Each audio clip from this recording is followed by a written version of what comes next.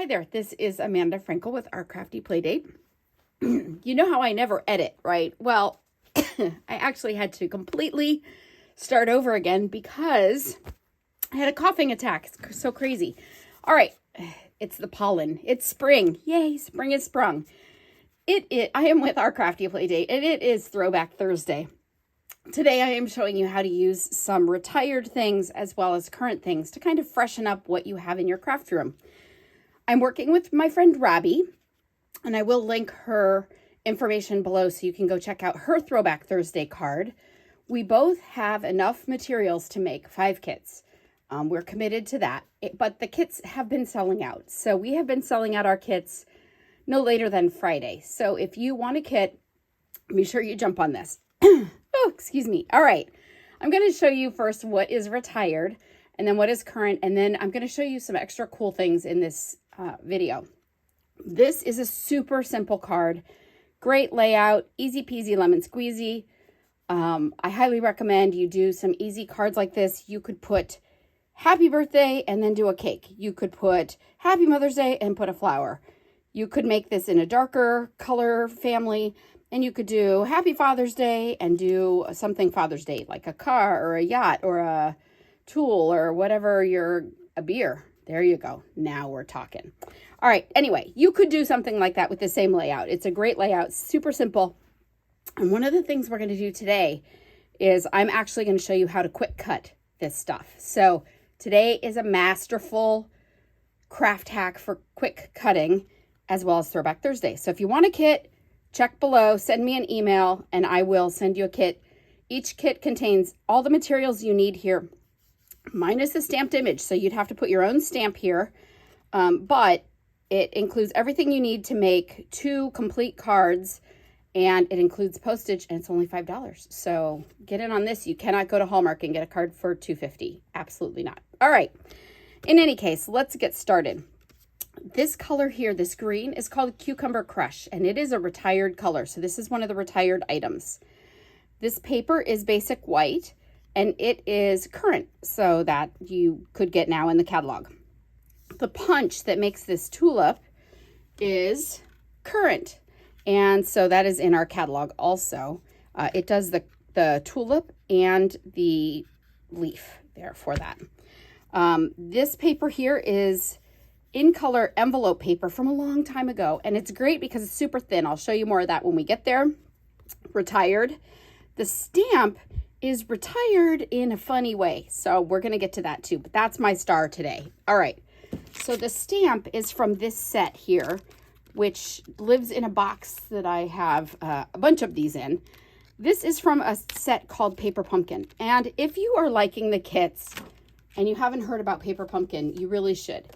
Paper Pumpkin, it's not always this beautiful. This happened to be the anniversary box that just came. It was 10 years of growth, March 2023. So this one just came to me. It is a kit. It comes in a box like this. You never know what you're going to get in here. And I don't know what I'm going to get in here. I just ripped the plastic off, but I haven't opened it. Okay, so in your kit, you're always going to get a stamp set. So sometimes it's home decor, not very often. Sometimes it's Valentine treats or Halloween treats. It's usually cards, but not always, but mostly. But we got 2 sets of stamps in it because it's the thank you for being a subscriber. It is a subscription. You can get just one, or you can subscribe. You can get a 3-month subscription or a year. You can skip a month if you, for example, are going on a trip and you don't want it to come 1 month. So if you're interested in Paper Pumpkin, email me and I'll let you know all about it, or go to my website. Anyway, these are the stamps we got this year or this month. So let's see. To an incredible woman. Yay. To a wonderful mother. I need that today. You should see what my kids did with their clean laundry on the floor. You deserve the best. Yes, I do. Wow. So, okay, great stamp set. And you always get ink. So today it's polished pink. And these little spots are great to use with your Stamparatus, or if you're taking a little project like this pack, I would take on an airplane.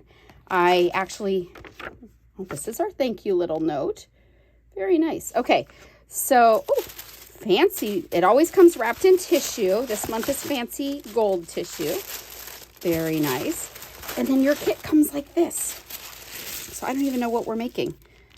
Cards. Great. Okay, so it looks like 1, 2, 3, 4, 5, 6, 7, 8, 9 cards with envelopes. I think the kit is around $20. I'm not 100% sure about that. I believe it's around $20. But this, and the stamp sets, I would put in a Ziploc bag with one of these folded up and take it on an airplane and actually assemble these on a plane. Our glue is small enough that you can also take it on an airplane. So anyway, so I would make these on an airplane. So maybe spring break, here we come. Anyway, so one of these stamp sets is what I used for my Hello Sunshine. So hold on to the stamp set after you finish your paper pumpkin. Keep this. You can always re-ink it, and it can be your go ink.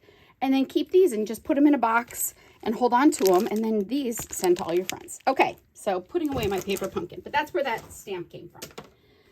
Okay, a couple of things before we get started. Because this is so easy and this is going to be craft hack, show you how to do it kind of thing. Let me get started. The way I got the idea to do a cutting video for you is when I was cutting my cardstock, it was super shaggy. Can you see that? Super shaggy. If you can't, you're going to have, oh, there you go. Now you can see super shaggy.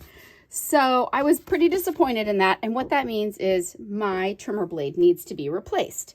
So I took my trimmer and I said, okay, I need to replace my blade. And I thought I could show people how to replace their blades, first of all. So your blade, so this is your cutting blade and this is your scoring blade. My scoring blade is fine. I just need to do my cutting blade. So in your track, when you open it up here, there is a gap right here. See it? It's a little bit wider right there. It's the wide spot in the road. So you just go to there and slide it out. That easy, okay? And now you grab your new one and you put it in, same way, just back it up. So just go to the wide spot and slide it in, and that's how easy it is to change your blade. So do that often. But here's a tip for you. Once you have changed your blade, take your old blade, open your trimmer. This track here gets very gunky with little paper pieces, and it will continue to give you kind of a gunky cut. Put your blade in there and slide it along, and you will collect the gunk. So I'm going to show you gunk. See the gunk here? So my blade actually dragged that gunk to the end of the road here, and then I can get it out easier. See that? So get that gunk out every once in a while. And every time I change my blade, I do it. Kind of like the way you, every time you change your clocks, you change your batteries in your smoke detector. Every time I change my blade, I clean the gunk. Okay, so that's the first thing. So my blade is done, and I can take care of this now.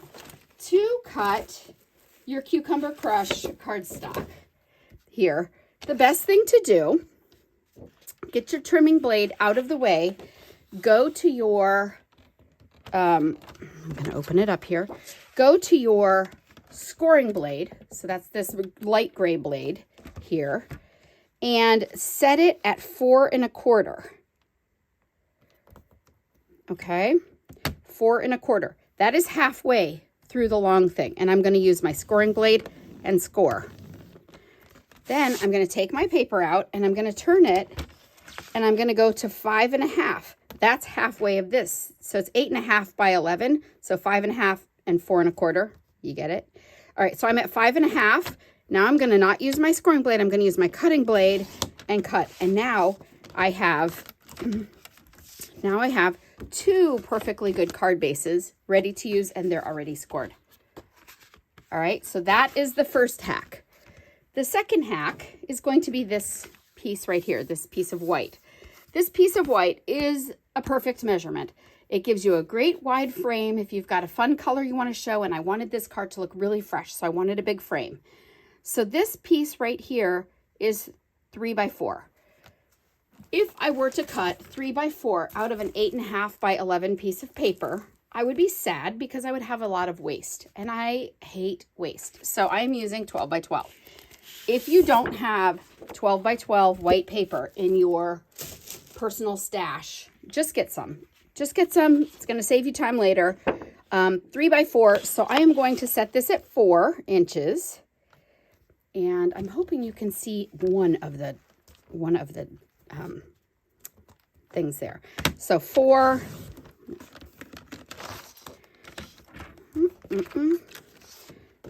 Oh, no more shaggy paper. See, that's the super clean cut. Very nice. Okay, and then 4, and then 4. Okay, so 4, 4, and 4, right? Now, this trimmer, it can cut several layers of DSP, which is the designer series paper.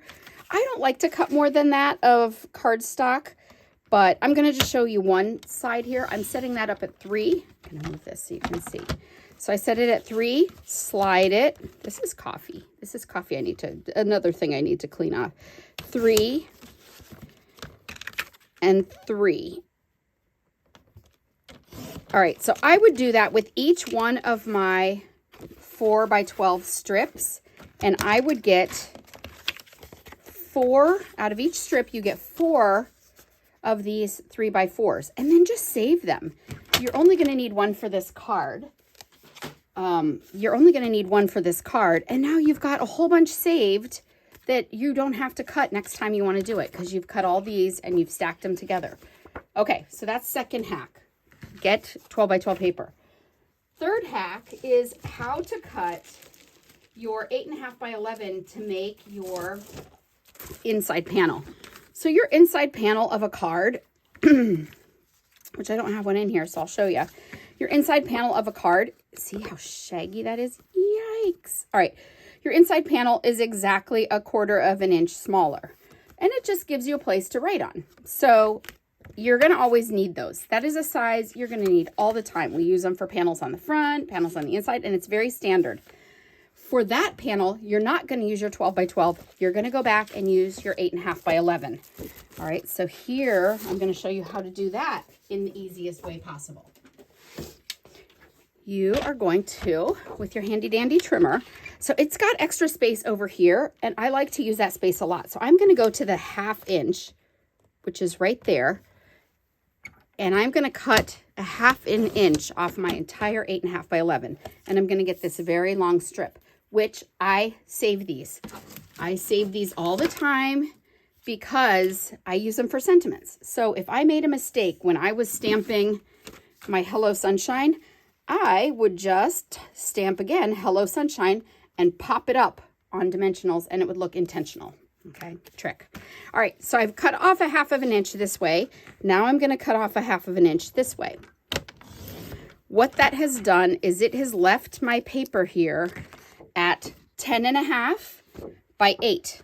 So if it's 10.5 by 8, halfway across 8 here is 4. Right? And halfway across 10.5 is 5 1/4. So I'm going to the 5 1/4 here. And here are 2 panels. And here, I'm going to do this one also at 5 1/4. Are 2 more panels. And so what I have here is 4 of those standard panels already cut. That's enough for 2 cards on a normal card, front and inside. So that would be 2 cards.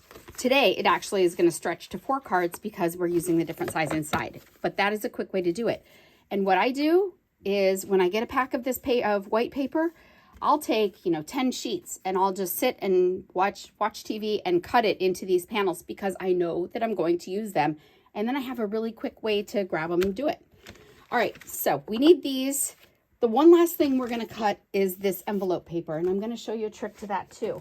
So this is the envelope paper. It came like this. Super cute patterns, all the colors that were current that season. Watermelon Wonder. Looks a lot like Flirty Flamingo, but it's a little different. This was a taupe that was awesome. The thing about envelope paper is it's just a little bit thinner than our normal DSP. You can tell by the sound. It's a little bit thinner than our normal DSP, and that is awesome if you're going to make envelopes because you don't want to make your letter heavy. But we're not doing that today. We're just using a strip. So I just cut a strip off already.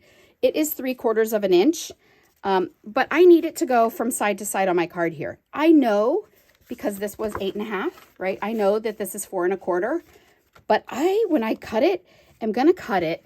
I'm going to move this up so you can see. I'm going to cut it just a hair shy of 4 1/4. Oh, where am I here?